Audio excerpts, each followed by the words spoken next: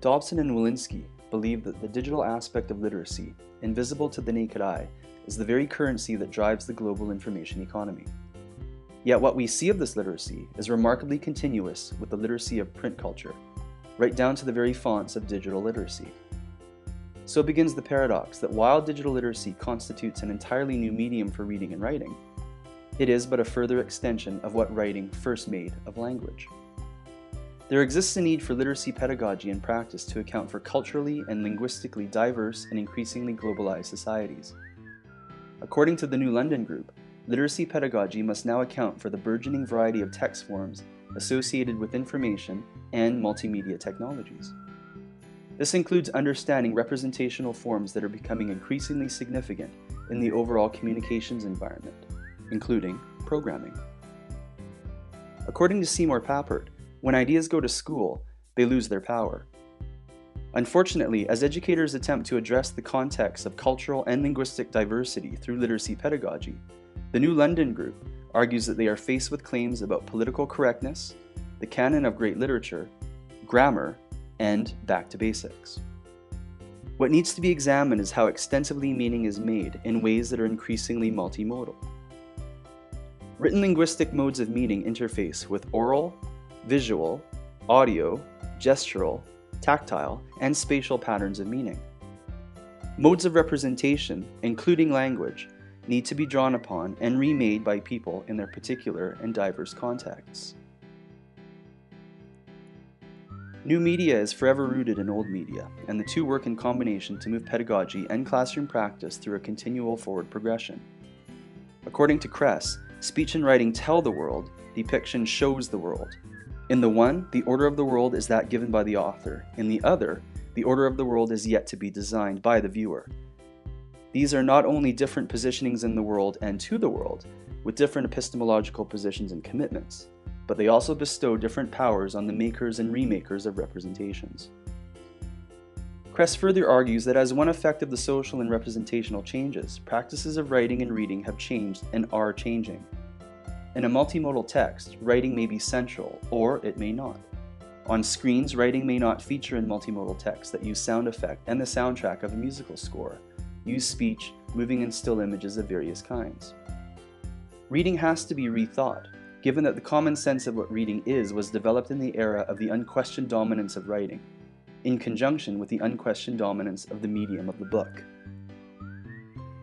As a fundamental component of digital literacy, we need the notion of design, which says, in this social and cultural environment, with these demands for communication of these materials, for that audience, with these resources, and given these interests of mine, what is the design that best meets these requirements?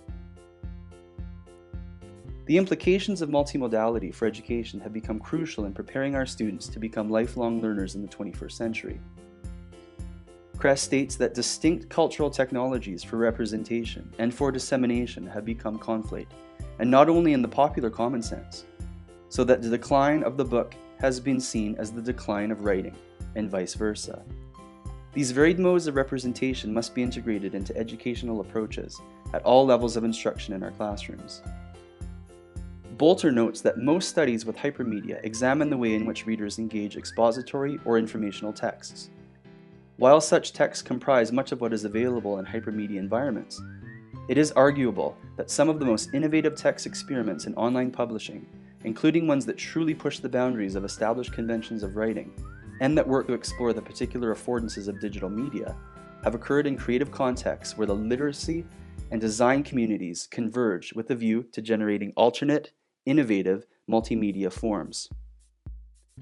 One of the fundamental principal theories in digital approaches to learning, including digital literacy, is the need for student learning to involve the opportunity to learn through collaboration while probing, questioning, and solving problems.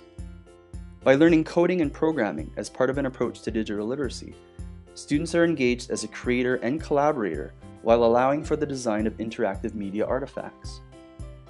According to the educational perspectives of Seymour Papert, a former student of Jean Piaget's, these digital-based theories of learning involve students as leaders in developing their understanding of a subject or topic by engaging in problem-solving through creative experimentation. By exploring and creating with programming languages, such as Scratch, students will have affordances to apply self-directed, representative approaches to their learning through active participation as designer, creator, and collaborator. According to Seymour Papert, rather than passively accepting knowledge, students need to engage in conversations about strategies for learning and problem solving, which Papert described as a process of learning about learning. Through these approaches to learning, students will be able to enhance their ability to articulate understandings of how media shapes perceptions, develop their knowledge of emerging standards, and authentic practices in media creation. Accordingly, these student learning experiences in digital literacy become authentic, meaningful, and relevant as the students work within immersive programming languages that create realistic experiences in an environment that is similar to work undertaken by professionals. As students gain experience in creating and representing learning and language through programming and coding, they will be afforded the collaborative benefits of sharing and interacting within the online programming community.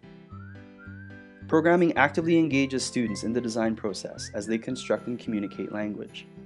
According to the New London Group, designs are varied and they include linguistic design, visual design, audio design, gestural design, spatial design, and multimodal design. In order for students to be successful, they require a meta-language to describe and reflect on their design process.